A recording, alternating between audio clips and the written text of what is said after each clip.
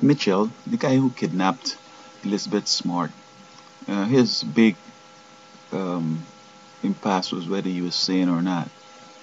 And the standard in the state court was that does he understand the the gravity of his acts, whether he knew it's right or wrong.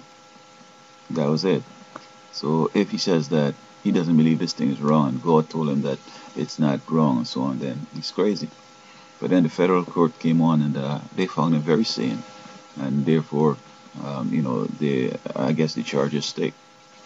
But in the state court, though, even though he might not have been found sane, then he was supposed to go to a mental institution and spend as long a time as he would have spent had he been convicted, without being insane or the sanity defense had not worked. And there's no guarantee that he should be let out at the end of that sentence. So, in other words, if he had done a manslaughter and it was 5 years and he played crazy and he was able to go to a mental institution, then after 5 years, they don't have no reason to let him out if they don't think that he's okay. So he can go on and get life. So, one way or another, it didn't matter because he was going to get life anyway. But in my case, I wasn't charged with a crime in which they were trying to know whether I was sane or not. They were trying to say whether I'm competent to have my child returned, and I went to see the psychologist. His name is Stephen Bloomfield in Jacksonville, and he looked up my 10 college degrees, and he says that he can't verify them. Now, these institutions are on the internet. He just called up these institutions and asked them if they gave me a diploma. And did he say that the diplomas didn't look genuine? No, he didn't say that.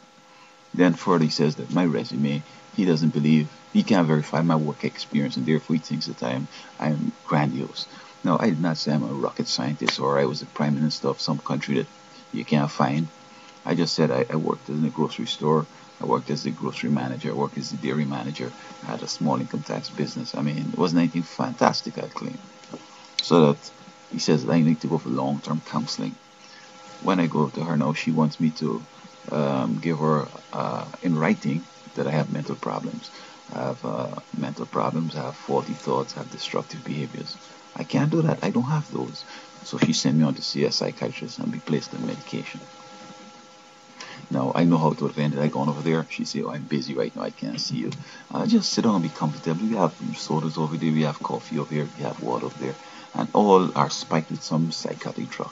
So as soon as you drink up, you start crawling up the wall and she can call the cops and say, listen, this guy over here, I need you to come over immediately. He's a danger to himself and to society. And put you in a mental institution and I won't come out at all. Furthermore, I tried to get into law school, but I had difficulties in scoring high on the law school admissions test. So they got this black fella at this Florida Coastal Law School to tell me that, why don't you say that you have a mental problem so you could get more time to write this exam? I can't do that, man. Why should I do that? Now, had I done that in writing, then they wouldn't have had to go through with taking my child and trying to run me through this course because they want me to be in, sort of hospitalized in a mental institution simply because I pioneered clean coal burning technology or carbon sequestration, and they want to take it for themselves. And if I have a mental problem, then I can't come and say that I had invented it because I say, oh yeah, you're crazy, yeah, right. And they tried to get me by a variety of things into jail. People doing me things that could escalate into murder and all that stuff, you see. So, and so I went to the federal court now to get some justice. And they behaved just like the state court in Florida because I felt like the federal court, these guys are appointed for life. And they're federal, and therefore they're to watch over the state.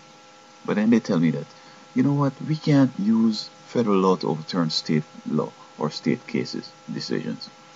But, I mean, I don't understand that. Isn't that what happens when somebody claims federal habeas corpus? But what I know about this Elizabeth Smart, she's white, so they will find him guilty, they'll find him sane,